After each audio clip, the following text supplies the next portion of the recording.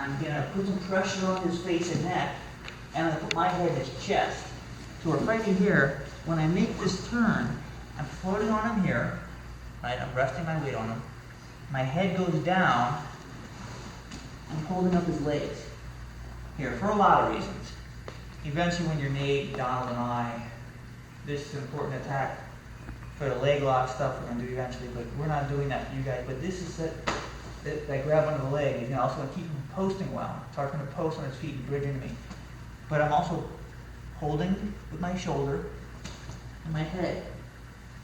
Right? Now I'm not gonna do this and look at the girls in the crowd and get my head up, because now he's gonna push under my chin and get me back. So I keep my head on his chest. I try to get my elbow inside. Right? And now when I switch sides, my knee is already free, my right knee. I'm fighting to do any one of the knee slide through. So we're here. I make my turn, right? And as I make my turn, I step backwards, I'm bringing my head down. I can just grab the 50% here. Or I can try and tie him up. Okay. Yeah. Okay. Where I can tie him up here on that shoulder. Right? Now my knee is kind of out, right? But I don't like the way it feels. He's kind of got me between his feet down here. I'm going to clear up that mess a little bit by pulling and getting most of just my foot here. Now I'm keeping his head turned. I'm going to pull the top leg and push the bottom leg. And when I pull the top leg and push the bottom leg, I'm going to try and get my right foot out. Pull, push. Here. I can push into him, or I can thread the needle and come up on him and hold him here. Either of those positions will allow him to pass to the negative. Very similar to the way we pass to the front. For right now, I want you guys to see something. When I step backwards, here, I'm not down here. That's when I'm attacking the leg. I'm going to pull this sideways. I'm going to pull this sideways, and I'm going to walk my tail up towards his arm. Here.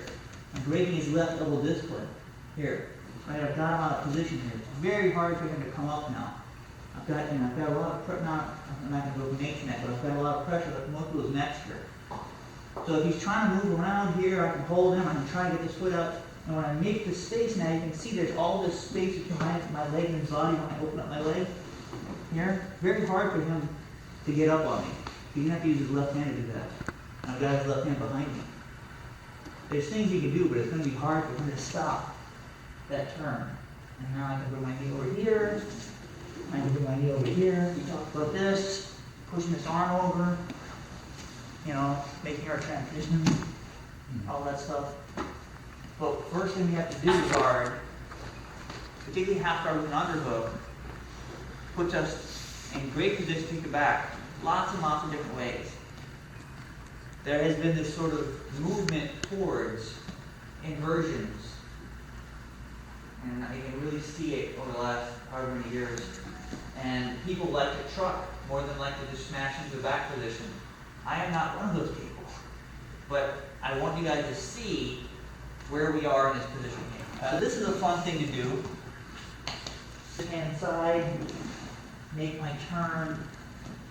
Now, some of the things that can happen. If he goes for the underhook, I'll probably go for a Kimura.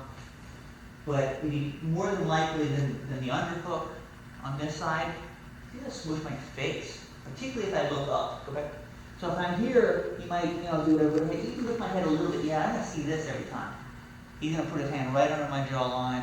He's going to try and push me back, or maybe grab the back of my collar, left hand, and pull my head down, push up, and he might roll over me. Yeah, he's got all the things he wants.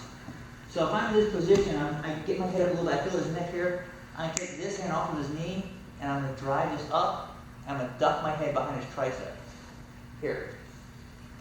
So now when I make my transition, I don't necessarily care if my knee is free or not. I'll make my transition here. Now I have his bottom half guard position in what we essentially are going to call a head arm choke. Here. Right? Now this is a pretty uncomfortable choke. If I had somebody with neck issues, I would probably just go clear and go straight to the pure back position, fight, try to clear up that fight.